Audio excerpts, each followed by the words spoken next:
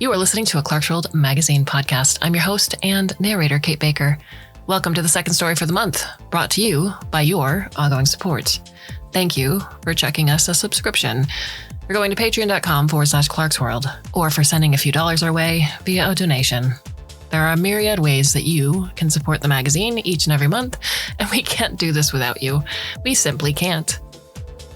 And I know that times are tough, and we appreciate every bit that you can give. Our second story is titled Archaeological Evidence for the Time Traveler and is by Tia Tashiro. Tia is a multiracial science fiction and fantasy writer originally hailing from the Pacific Northwest. By day, she works in cognitive science. By night, she writes. And in between, she dabbles in stained glass and juggling, though never at the same time. She is a Hugo and Astounding Award finalist with short fiction published in Clarkesworld, Uncanny, Apex, and Diabolical Plots. And if you like what you hear, we have a bunch by Tia. Missing Helen, The Temporary Murder of Thomas Monroe, Every Hopeless Thing, An Intergalactic Smuggler's Guide to Homecoming, and To Carry You Inside You. So I hope you can go back and listen to those once you're finished with this one. And in the meantime, I hope that you can sit back, relax, and let me tell you a story. Teresa finds the first sight right after she gets back from maternity leave. Daniel's snug in a baby sling at her chest. He's quiet as far as babies go, sleeping through the night already. And she's grateful. She can't have him interrupting her career more than he already has. She swore to herself she wouldn't compromise on motherhood or archaeology, and so far, she thinks she's managed to keep the promise. She's in northern Brazil, deep in Monte Alegre State Park. The most heavily researched archaeological sites in the country are coastal, but Teresa and her collaborators work in the interior. They got a tip-off about this cave system from a local tour guide who stumbled across it during a hike. It's a hot day, easily 40 degrees Celsius, and Teresa would be sweating even without Daniel's extra weight. Teresa, calls one of her Brazilian colleagues. Vem ver só aqui. She picks her way across the ground, forcing herself not to hurry. She shouldn't have brought Daniel, she thinks absently, and then she's staring at where her colleague is pointing and not thinking about Daniel at all. This cave, by their estimates, hasn't been inhabited by humans in centuries. Yet there it is, plain as day, scribbled in what looks like permanent marker on the wall. You were right, it says in English. I miss you. In 1973, elsewhere in Brazil, archaeologists discovered cave paintings and rock shelters at a site called Pedra Furada. Nearby, charcoal remains were carbon dated to 35,000 years ago, roughly 20,000 years before other evidence of human presence in the Americas. A momentous discovery to some. To others, easily explained away by confounding factors. The charcoal could have been unlinked to the cave paintings. It could have been produced by forest fires. It could have been newer remains mixed with older traces. So, just like Pedra Furada, there are 1,000 other explanations for Teresa's first find. The graffiti only means their site is compromised in some way. Nobody looks at 6 little English words and says, yes, those are the same age as the rest of our site. Certainly not Teresa. At least not until she radiocarbon dates the pigments in the message. Then she stares at the output blankly, grip tightening against the edge of her desk. Then she thinks, fleetingly, of Iara. The current biggest advocate for time travel technology is a Brazilian scientist named Iara Cambalfa. She is famous. She is brilliant. She is Teresa's ex-wife. Teresa buries her anomalous discovery in a footnote to a scientific paper, acknowledging with as much academic honesty as she can manage the possible issues with our radiocarbon dating techniques. Possible issues, despite the fact that she calibrated the spectrometer a dozen times after she pinned down the age of those words. She'd done it in a fevered rush to confirm what she already suspected. She hoped it was something wrong with her science, something wrong with her tools. Afterwards, she sequestered herself in a locked supply closet to pump for Daniel, mind and body both aching. She doesn't believe what the data says. Truly, she doesn't. And she keeps on not believing it until she finds a second message 7 years later. In the interim, she survives Daniel's childhood. Well, that's being overdramatic, probably. There was discounted staff daycare at her home university in Canada. She brought him to her office sometimes, settling him on a playmat with sets of colored blocks while she reviewed journal articles. When she was in Brazil and couldn't take him with her to sites, she paid babas, recommended by her local colleagues, to look after him. And on a few occasions, with intensive conference or fieldwork schedules, she left him with her parents in Canada while she was working. Still, it wasn't easy. Her sleep schedule tanked, her sick days evaporated, and she discovered the uniquely difficult delights of an intelligent child. When Daniel got diagnosed with strabismus at age 7, he brought his emerging powers of persuasion to bear in all-out war against the patch he was supposed to wear on his dominant eye. He was constantly plotting ways to get her to take it off. He tried an ambush maneuver after he face-planted off the monkey bars and sheared off half of his front teeth. She remembers her heart rate spiking, the gravel of the playground parking lot crunching under the car tires. He was crying and bleeding. The loose shards of his teeth she'd collected bit into her palm. She broke the speed limit getting him to the dentist's office. "It was my patch," he said stubbornly when he was all cleaned up. They were walking out of the waiting room. Daniel had brand new crowns on his 2 front teeth, made of artificial enamel and so neatly integrated into the roots that you couldn't see the seams. The miracles of modern medicine. What was that? She worried at the edge of the bandage on her palm. She'd gripped his chipped-off teeth so hard she'd bled. They'd put the pieces in a plastic bag to take home if Daniel wanted them. He insisted he did. "I fell 'cause of my eye patch, Mamai," he said. "So you should tell the doctor I have to take it off now." She stopped fidgeting. "It's important to correct your vision while you're young. Optometrist's orders." "You always say that." He gave her his best innocent face. "But do you want me to break off the rest of my teeth too?" Is that a threat?" "Yeah," he said angelic. He didn't win the eye patch war, but he earned himself an ice cream. She was privately relieved he wasn't hurt too badly to scheme. Her relationship with Daniel formed from moments like that, mundane and unforgettable. His sobs when he lost his favorite bath toy, the wide-mouthed smile he gave her, his lower teeth slightly crooked, when she let him stay up past his bedtime to watch old reruns of Caillou, the way he'd sniffle into her room after a nightmare, and she'd turn on the bedside lamp and read, while he drifted back to sleep, curled warm and small against her side. So she survived his childhood, and she savored it too. Bitter and sweet. On June 28, 2009, Stephen Hawking hosted a time traveler's party, sending out invitations the day after the event. The idea was simple. If the invitation survived until the invention of time travel, a traveler could have come back and joined Hawking for the celebration. None did. Iara used to tell Teresa it was a joke. "It's a compelling idea, of course," she said, "but no successful time traveler in their right mind is going to show up to a thing like that. You're just asking for a paradox." This was early in their relationship when Teresa was still getting her PhD and barely starting to wrap her head around the fledgling field of temporal science.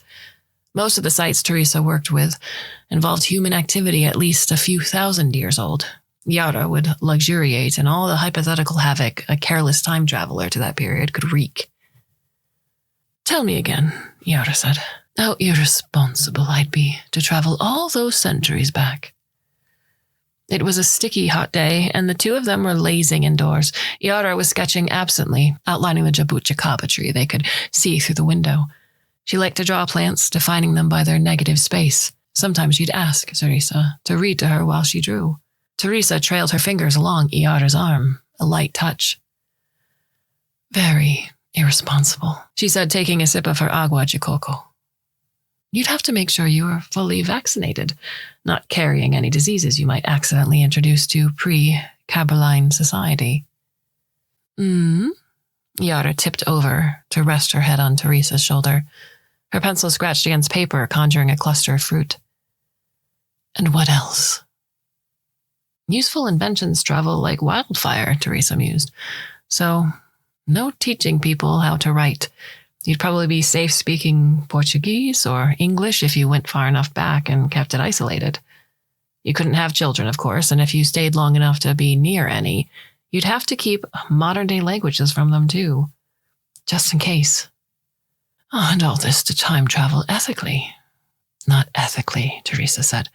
If you want it ethical, you've got an argument for bringing tens of thousands of vaccine tablets for European diseases to distribute just before Cabral arrived. No, all of this non-interventionist talk is just if you want to avoid changing the timeline and accidentally dooming us all to death by paradox. Non-existence by paradox, Yara suggested.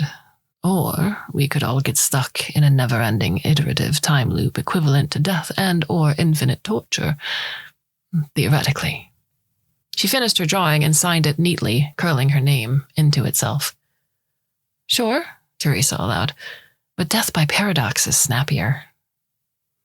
She doesn't begrudge that Yara used some of those ideas in later interviews, that the words death by paradox fell from her lips as smoothly as her comments on vaccination, quarantine, and language control as proposed regulations for time travel. It was back in the soundbite days, when Yara was just trying to get enough traction to keep her research active, when she could use every bit of help she could get. Teresa heard once that reading to children is important for their development, so she's read Daniel to sleep since he was a baby.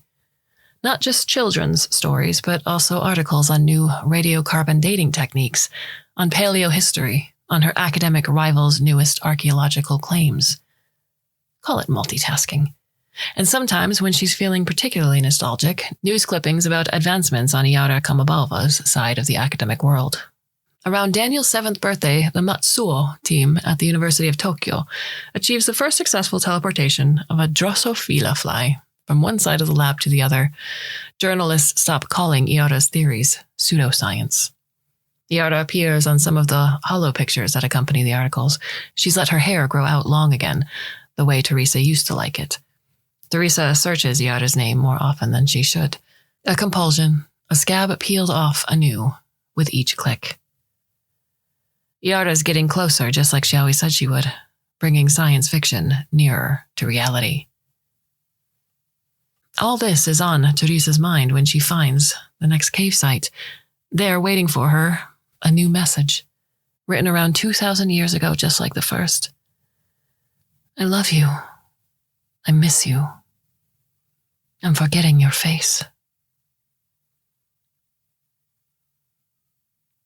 Teresa reaches out to her old PhD advisor, Dr. Michael Malkovich, in Canada. She tries to present the facts as comprehensively as possible. Tries not to come off like a kook. His reply is brief. For the sake of your career, I'll keep this between us. Have you considered seeing a therapist? Mike. She's not crazy. Her colleagues have seen the messages too and found them odd, though most assume they're the work of a committed vandal. She brought up the pigment ages of 2 of them, who independently assumed there was infiltration of older carbon into the samples. But she knows. She knows. They are non-specific messages. They never call her by name, but they are, she does not doubt, for her. Even if she hadn't known from the content of the messages, she'd know from Joseph's question. Dr. Joseph Osondu, a specialist in non-invasive imaging tech for human remains, is the only colleague who's entertained the possibility that she's right. And even he says he wouldn't consider it for a second if he hadn't met Yara. Even if your time traveler is real, he adds after she confides for once in someone in her field who keeps up with Yara's research. Why only you? Why aren't we all finding these messages? Because she knows me, Teresa says. She knows where I do my work, what sites I've found. When she went back, she remembered. She's following the same regulations she proposed, not writing names, nothing identifiable. But she's writing in English and only targeting my sites. That's evidence. That's why it's only me. Joseph nods, pensive. She, Yara Kamabalva herself, you mean? Teresa nods, and I can't publish about it. I mean, if it is her, she's reading my papers. That's how she'll know where to leave the messages. I can't tip her off. The risk of paradox. She pauses, trembling. She's clenching her teeth so hard a muscle in her jaw cramps. It's too much. Her career and her memories of Yara both rotting as she fails to disentangle them from each other. It's just not like her. I never thought she'd do this to me. Let's talk about something else, Teresa. Joseph says, not unkindly. Tell me, how is your son? She conjures a smile. Good. Good, she manages. He's back in Canada now. He just picked up archery. Daniel doesn't think she's crazy, but then Daniel is her son. He's been with her at most of her sites over the years, usually reading at the campsite while she's out in the field. When he's 14, she catches him with Iara's pop science book. Time and time again, time travel theory for the uninitiated. Where'd you get that? She reaches out to pluck it from his hands and he twists it out of her grip, grinning. Borrowed it from the library. Don't get jealous, Jealous? He shrugs, still smiling. You're just a little obsessed with her is all.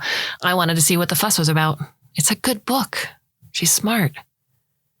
He knows that she and Iara were married, and he's met Iara a few times. Teresa and Iara are civil. Teresa never tells Iara, I know you're stalking me from 2,000 years in the past, because that would be impolite, but mostly because it might mean death by paradox. Instead, when they cross paths, she has come to think, a little angry, a little sad. How could you make me live with this knowledge alone? It's an honor, a burden, a secret, a glimpse of her ex-wife's future curled in Teresa's cupped hands. In any case, she's been less subtle than she intends about Iara, if Daniel has noticed, though it is not supposed to be easy to get over a woman you loved for nearly a decade. Is it? She finds another message at that site, the end of the sentence smudged as if by a palm. I want to come home. When Teresa zooms in on high-definition pictures of the messages, stored in the private folder of her phone, she thinks of the kawaii-o'o. It was the holdout survivor species of Hawaiian honey eater in the late 20th century. Nectar eater, cavity nester, full throat singer. The bird was small, colored in shades of brown and black, but for its bright yellow leg feathers. The song of the males and females twined together, a rising staircase of melody fluttering upward in tandem. Call and response, echo, and presence. The last time the kawaii-o'o was spotted was in 1985. The last time it was heard came 2 years later. The naturalist who recorded the sound captured a single male o'o song. The audio file cradles one half of a melody, a broken climb, calling and calling. The time traveler could be messing with Teresa, traveling back and forth in time to leave the messages, but they don't read like that. They read like something happened. Like Iara got stuck. It reminds Teresa of the recording of that calling bird, so lonely, isolated from any hope of speaking to its kind again. No response, no harmony, nothing but that half song, an absence. Teresa met Iara on her second time in Brazil. It was Carnival, not a holiday so much as a month-long fête, as her Brazilian colleagues explained it.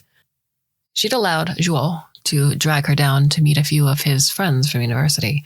Iara was just about Teresa's height, throwing back caipirinhas, with true Carnival spirit. She had a bright laugh and deep brown eyes that flashed with intelligence. She pulled Teresa into her orbit like a sun.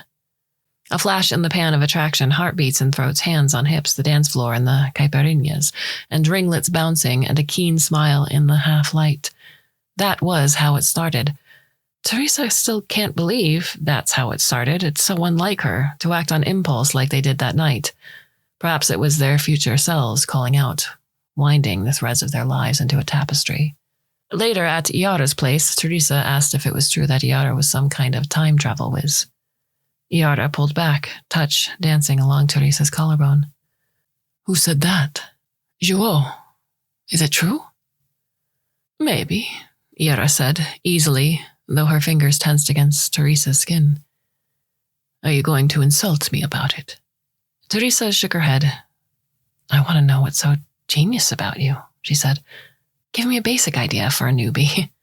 Her cheeks were warm from drink and weather. Everything tasted sweet. If you ask, Iara said, you have to listen. All right, I'm listening. Okay, said Iara.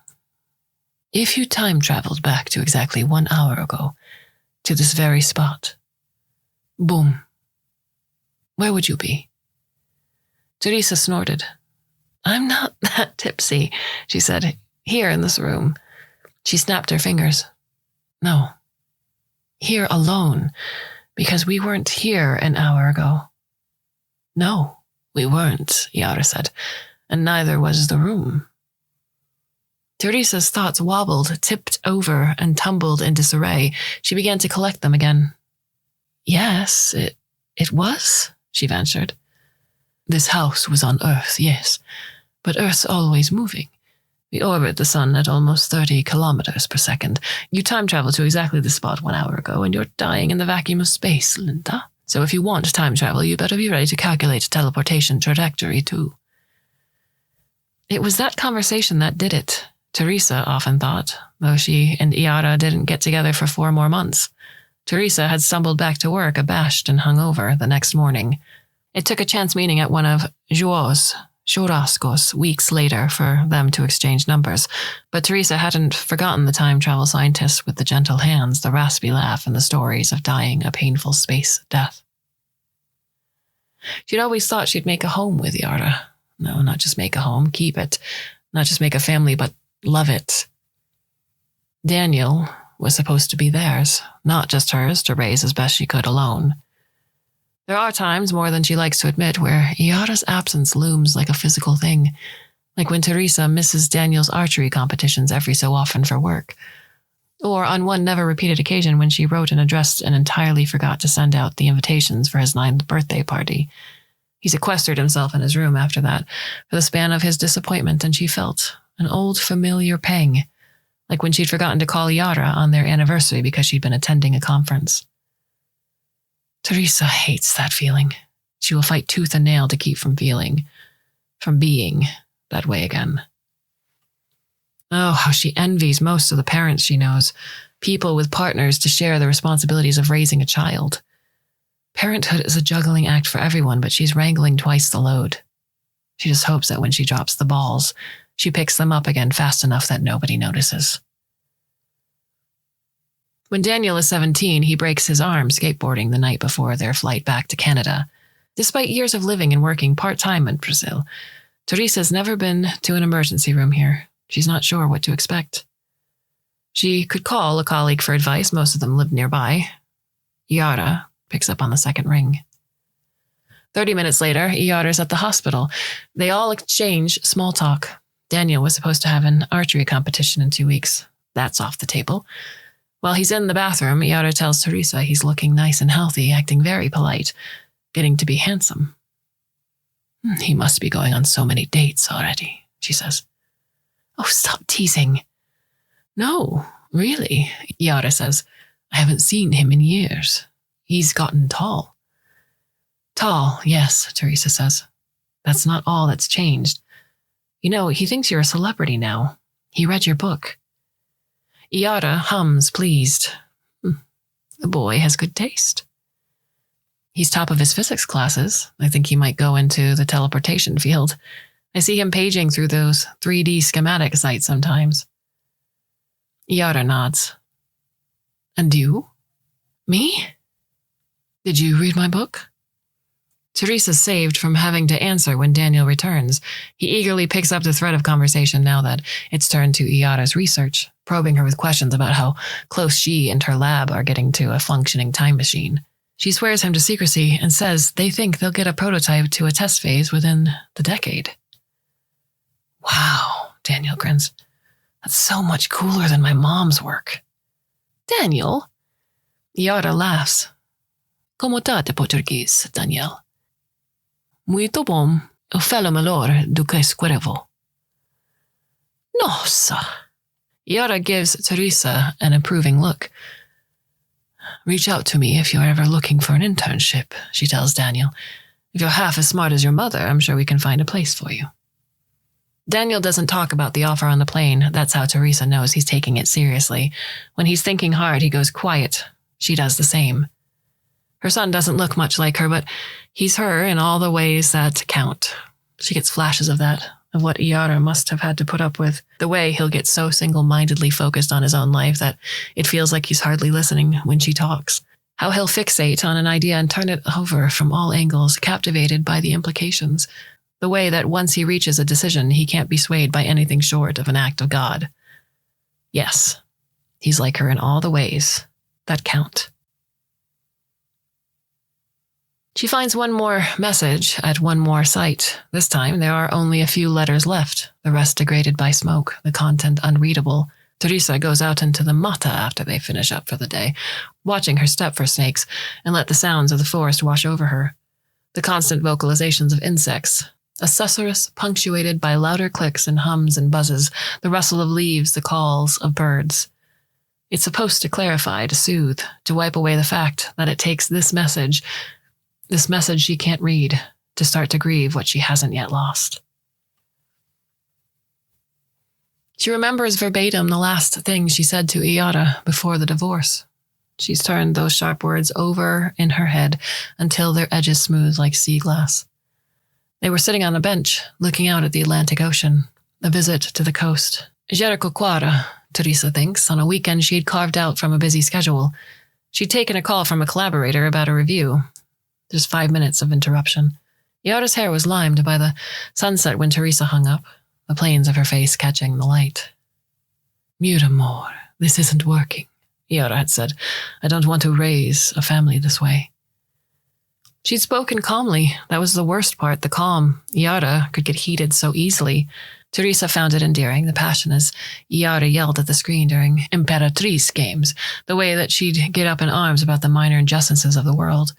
And now, when their whole marriage was falling apart, as she described the cracks in their relationship like a study in shattered glass, all that endless energy was gone, ground out, made dust.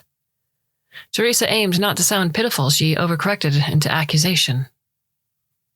We were about to start trying. You've been saying that for 3 years now. We were. We have the doctor's appointment. We've had that doctor's appointment for almost as long. You're the one who keeps pushing it back for your research.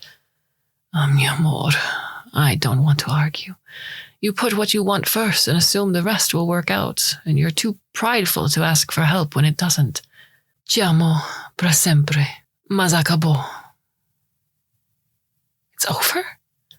Teresa's cheeks were hot with embarrassment, maybe terror. It had been 8 years since she lived a life without Iara in it. You're going to regret it, she said viciously. You think your pipe dreams are enough to keep the money flowing? Like one of those machines would ever work? You regret leaving me. I swear to God, you'll miss me. Iara nodded, face placid as a lake. I think you could use some time to calm down, she said, and she stood up and walked away. You were right, the first message had said. I miss you. It was supposed to feel better, those words, a salve, laying that old conversation to rest, but there was still a hole in Teresa's chest where the pain lived. It didn't help to know that somewhere in the future, Iara was going to climb into a time machine and trap herself 2,000 years in the past. It didn't help to know she'd sought out Teresa's archaeological sites and told her she was right, finally, because they'd divorced 18 years ago, so it was already too late. She will never tell Iara she decided to become a single mother the week after the divorce was finalized. That she did it to prove to Iara that she could, to prove the same thing to herself. She was certainly never to tell Daniel that sometimes she worries Iara was right. None of it matters anyway. In the end, Daniel picks Iara. He certainly doesn't think of it that way when he tells Teresa he's choosing to apply to Iara's home institution in Brazil for university. He intends to take her up on the internship offer. He'll major in physics with a focus on temporal science. Iara once told Teresa she decided to work in temporal science because of flying machines which do not fly, a 1903 New York Times editorial that claimed it would be millions of years before man soared, bird-like, through the air. The Wright brothers took flight at Kitty Hawk before the year was out. In all ways but physical, it's 1903 for time travel, Iara had said, a smile lighting her face. I love unsolvable problems. I love the puzzle of it. Teresa understood it was the same reason she'd fallen for archaeology. There was such a satisfaction in piecing together the past from the traces it left, the stories told by presence and absence, patterns and disarray. She spent hours in high school solving crossword puzzles and logic games, loving the cumulative crest toward resolution. Her research gave her the same buzz. Perhaps that was why she'd thought she and Iara approached their work the same too. Why she was surprised, embarrassed, almost upset, to realize in the aftermath of the divorce that Iara had not. Iara had made not just minimal, but ample space for their marriage. She had done it invisibly, or rather, so naturally that Teresa had never noticed. Teresa should not feel blindsided by Daniel's decision, and yet she feels as though, for all that she has tried not to fall into old habits, fighting so hard not to compromise on motherhood and archaeology at some point, she has lost him. Perhaps, she thinks, as she sees him off at the airport for his first semester, every parent feels this way. Perhaps it is not so much losing her son as letting him go, off to find himself. She can't quite make herself believe it. As an empty nester, Teresa throws herself back into her work. It's been a long time since she was able to thrust everything else aside and give her all to her profession. Daniel prevented that kind of schedule, and before that, Iara. But now she can do what she once did, devote herself with the fervor of an acolyte. It doesn't feel like it used to. She's no longer as tireless as she once was. She's excited to work, yes, but when she comes home and the house is dark, she finds herself listless at the kitchen table, skimming through papers without comprehending what she reads. She moves restlessly in bed, throwing one leg over the sheets before tucking it beneath them again, and stares at the ceiling and the dark with dry eyes. She thought that the work would be the same as it was before, but absence has a presence. She should know that by now. Teresa gets Joseph's ping a few nights before Daniel's first semester ends. Just uncovered a gravesite. One skeleton doesn't fit. She has to put down her phone. Steady herself, she replies. Just 2 words. It's her? Don't quote me, Joseph messages, a self-deleting text so she knows he means it. But I believe so. She's not supposed to be here. She's not registered for the site, but she and Joseph go way back, and she drove half the day to make it. He brings her in when it's dark and the rest of the crew has gone home. It's muggy out here, humid, and she tucks damp strands of her hair behind her ears as she follows him to the site. Her headlamp light wobbles on the ground. She's a sailor on uncertain seas. She feels nauseous. She's about to see proof that sometime in the future, the great Iara Kambalfa crossed a boundary in time and couldn't return, that she went to the past and died there. I did some basic scans on the skeletons, Joseph says, guiding her around posts in the ground marked by neon ties. This one had some anomalies. What kind? The age of the bones is contemporary with the other human remains, Joseph says. But there's medical work consistent with modern technology. It's here. He points to a skeleton half uncovered, nothing more than bone now. Of course, Teresa expected that. The empty eye sockets are filled with rich, dark soil. She squats, her poor knees, and examines it. It's illuminated by her headlamp, casting strange shadows that make it look too big for the woman she knows it belongs to. You can't see the dental work very well without the sensors, Joseph continues. But on the left ulna, there was a healed transverse fracture. You may be able to spot it. Teresa freezes. Her heartbeat is slow, steady, but she does not breathe. Did you say dental work? Yes, Joseph taps on his tablet. Our scans showed artificial enamel crowns on the 2 front teeth.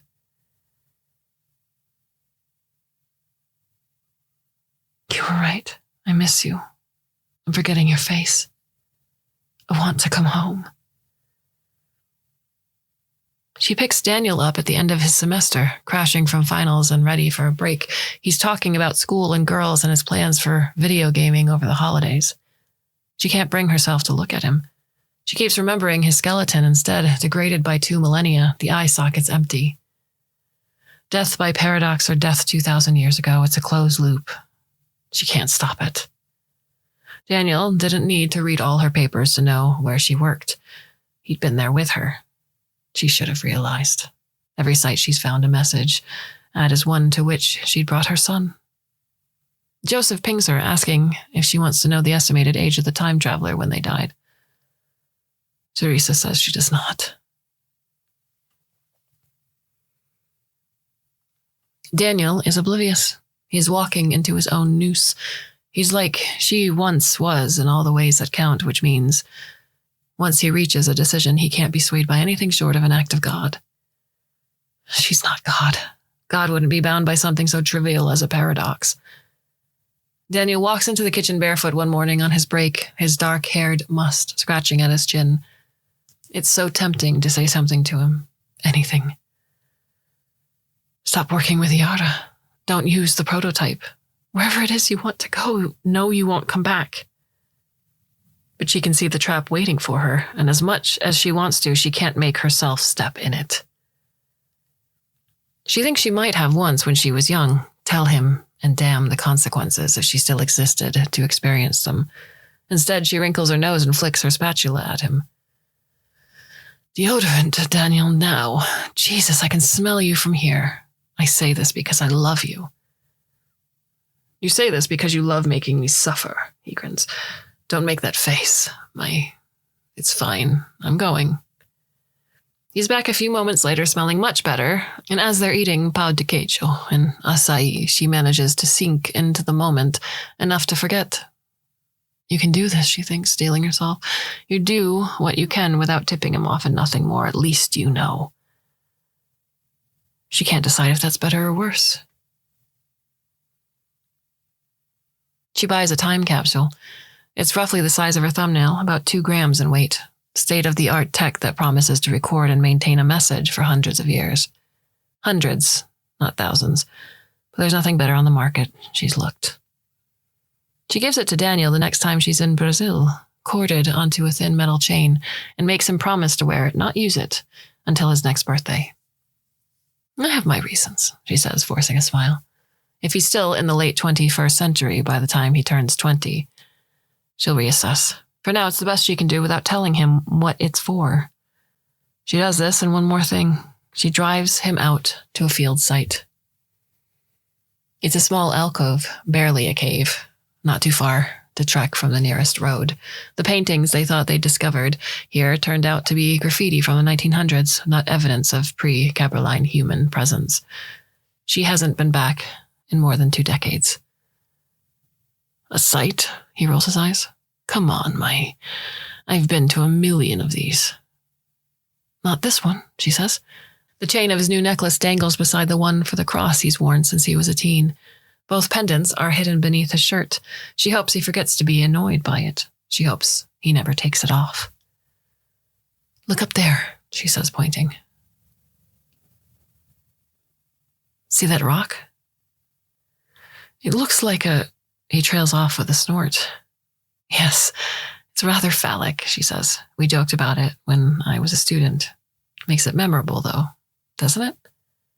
I guess. Here, look at this. She points out the graffiti, shows him why they'd thought someone might have used this cave for shelter millennia ago. And then she drops to one knee beneath a rock and puts her hand on the ground. Come here, she says. He does, reluctantly. She tries to keep the urgency out of her voice, but she needs him to remember this. She's deliberately trying to make it awkward and strange, trying to make it stick. Put your hand here. On the dirt? Yes, on the dirt. He wrinkles his nose, but obeys. No one's dug here for thousands and thousands of years. Do you understand that, Daniel? This land has been untouched for all that time, unchanged. That rock might be more weathered now, true, but it probably looked just as much like a dick 2,000 years ago as it does now. Do you hear what I'm saying? He snorts again when she says dick, but when she's done, he schools his features to seriousness. Sure? Okay. She stands up, brushes off her hands. I love you. You know that, right?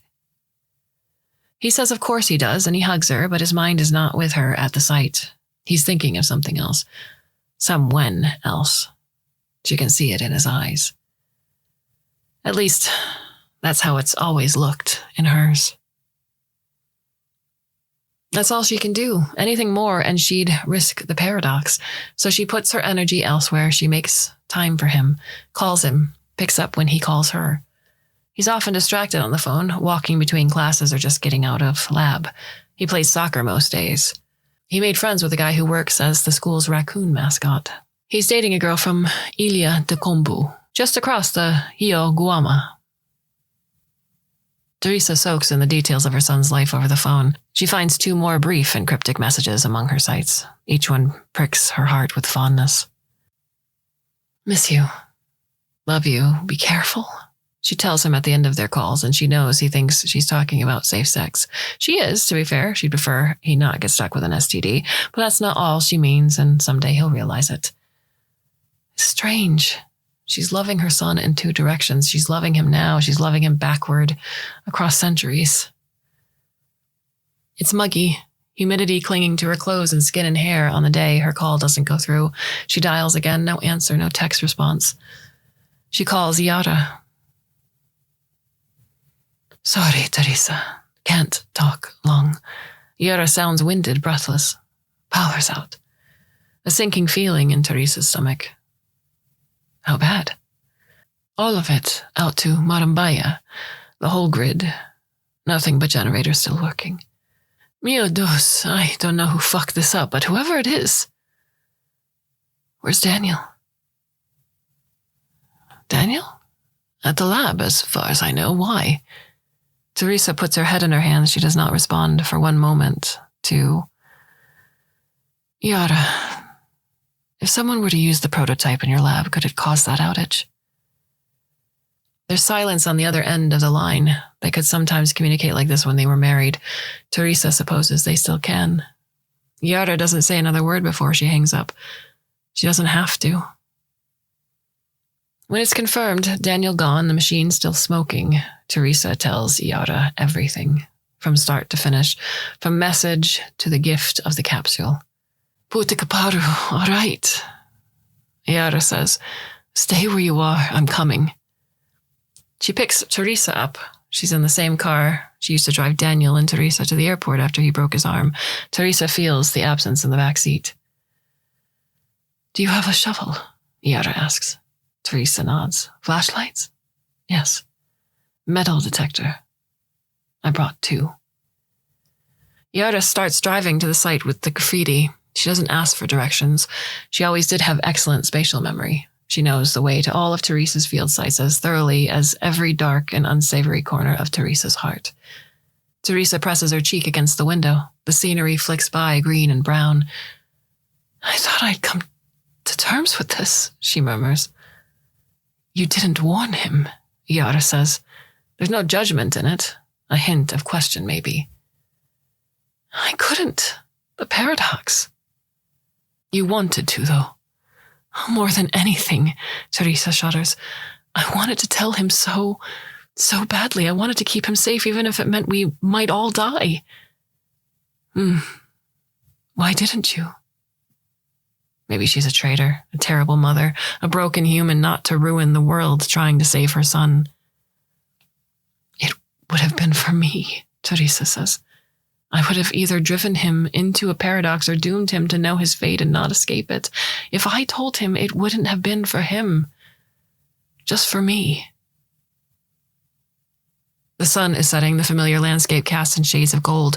She watches a bird take flight just off the road, flying parallel to the car for a few moments before it veers off into an unknown destination. Teresa swallows. I called you because if he remembered what I said and recorded a message and had buried it beneath that rock, it's waiting there for me. It's been waiting there our entire lives. We didn't even know it. When you and I hiked out to that site for the first time together, it could have been under our feet. She scrubs her eyes with the heel of her palm. And I called you because he should have been ours from the start. I can't do it all by myself, Yara. I don't want to. Yara does not look away from the road, but she reaches out one hand and sets it on Teresa's thigh. It's warm, grounding. Yara says nothing, but when Teresa twines their fingers together, she doesn't pull back. The site is just as Teresa remembered it, though it's getting dark. When she turns on the metal detector, it chimes, a clear tone repeated. It's high sensitivity, research grade. It chimes faster with proximity. It should detect anything buried to the depth Daniel would have been able to manage 2 millennia ago. They reach the rock.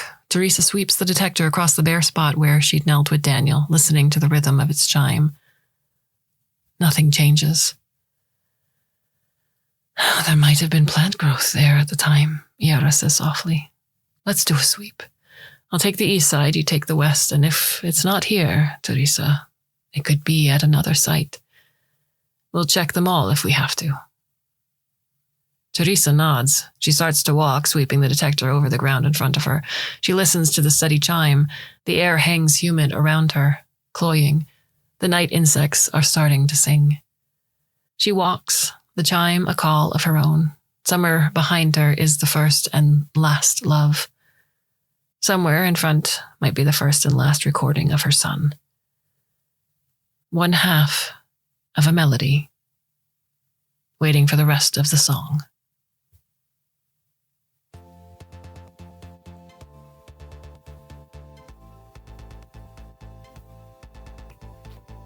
What are your thoughts on the story? You can send me an email at kate@clarksworldmagazine.com.